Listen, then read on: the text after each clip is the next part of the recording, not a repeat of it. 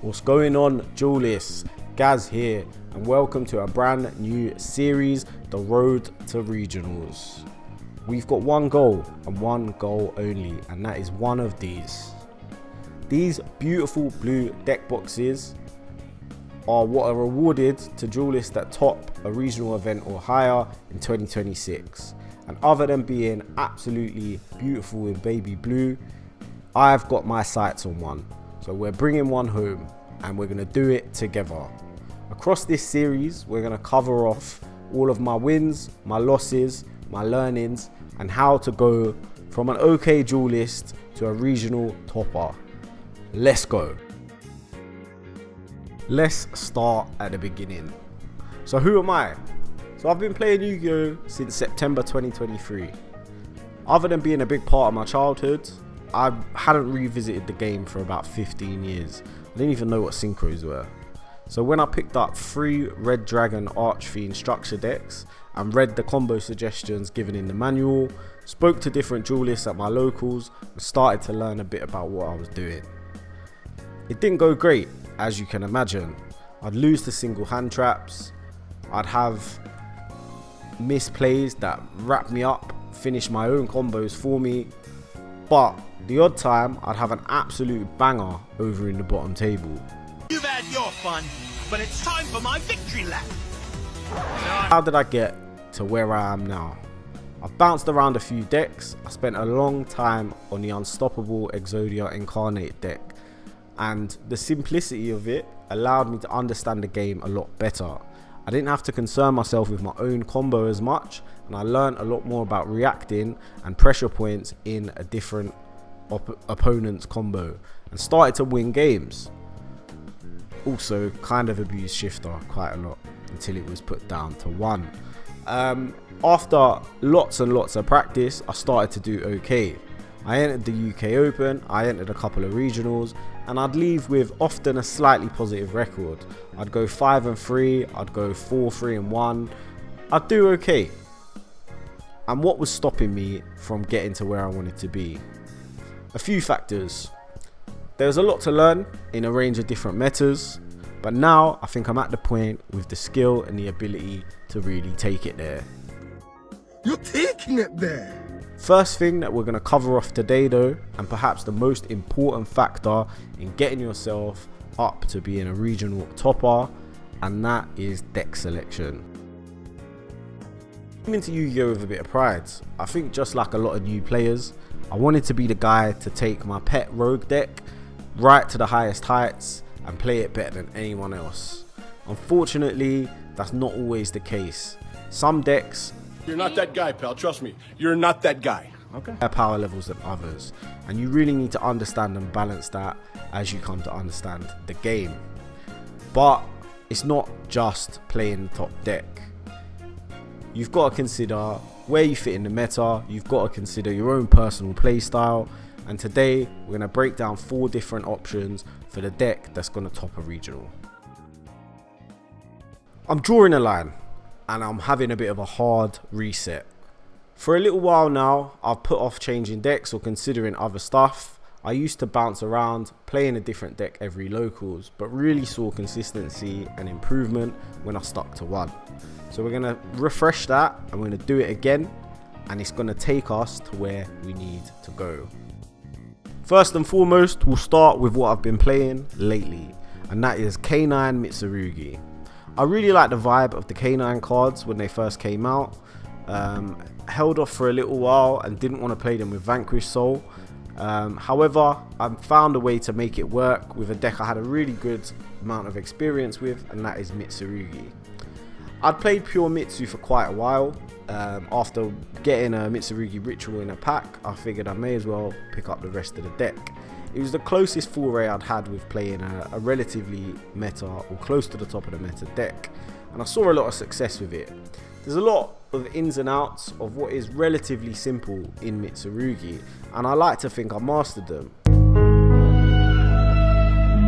I lost to Droll, and I found myself maybe focusing quite a lot on how to play around that rather than letting the deck do its thing and start to flow. So in an effort to boost the ceiling a little higher and protect me from what had been at 3 in Droll, I included the Canine Core.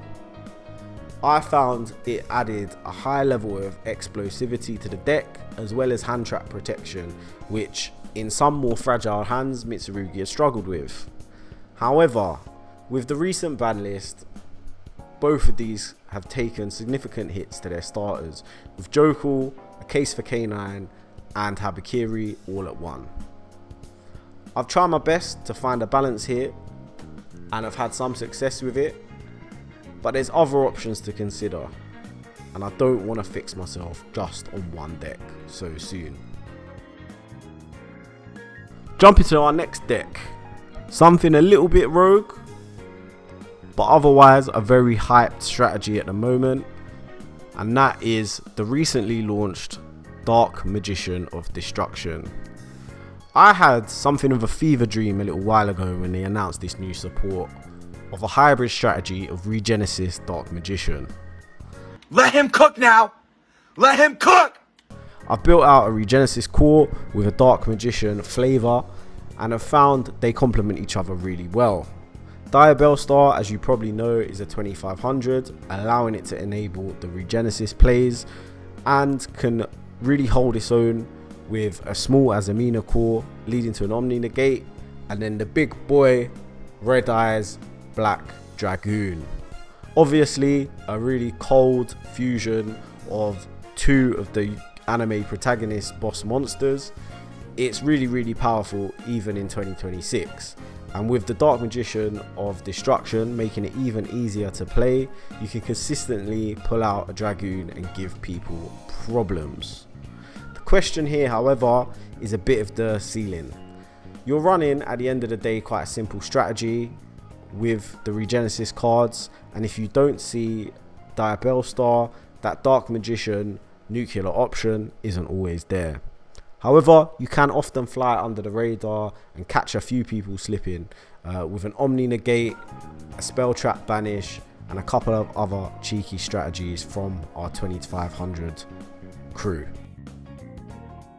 The next deck, I can't lie, is slop. What do you mean by that? What I've cooked up is a Hecahands Chimera Fiendsmith. So I had quite a bit of experience playing Chimera Fiendsmith. When the Hecahands cards came out, I thought, amazing. Stealing your opponent's monsters, it's very Pegasus. The vibes are cool. Let's see what we can do. In putting the strategy together, I've been quite pleasantly surprised. However, I do worry about what is essentially a core strategy from a few years ago, playing against the current meta. On a good day though, it can put in work, and the Fiendsmith cards are seeing something of a resurgence with playing magnets, playing elf notes and the like, and generally ending on a Caesar with any other interruptions can cause people a lot of grief and play through a lot of top strategies, best cards. I know that there's a really high skill ceiling to this deck, and with quite a bit of experience on Chimera, I'm confident I can get there. However, I don't want to put in really hard work when other strategies can put in much more minimal effort to kind of overwhelm and beat me. One to cook up and one to consider. Finally, this last deck is a bit of a madness. I recorded this video a couple days ago, and then after having a deep look at these cards, really reconsidered my position on it. I'd like to shout out OT Khalid, who's offering coaching sessions on this deck, which is the Call of the Haunted Pumpking strategy. Now, it sounds a bit rogue, it sounds like a bit of an anime deck. Then stop laughing at me! However, this deck with some legacy zombie supports really enforcing the strategy can do a lot. You've seen a lot of YouTube videos on the basic combos here. This deck is very much unsolved, and after spending an hour with the master himself, I saw this deck in a new light. The ceiling is incredible. I just worry about the level of skill required to pilot, and it is brand new to me.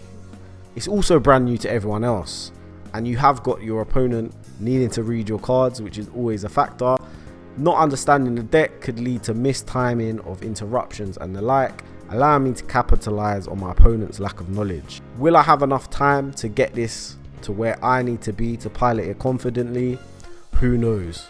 But we could lock in, we could make this happen, and we could be the zombie king by bringing this deck to regionals. With these 4 strong and compelling options, we're taking the first step on this road to regionals. I'd love it if you could leave a comment letting me know which of these strategies you think could work best and get me from being an average duelist to topping that regional. I've got a lot to consider, a lot of testing to do, and I'm going to take you through it in our next episode when I reveal my final deck selection, and we're going to go through non-engine, what we need to consider, what hand traps are relevant in the meta at the moment, and we're going to come out of episode 2 with a ready to go strategy to take to locals, get the reps in and start practicing. Please like, comment and subscribe. Thank you for watching. So that's how it ends, huh?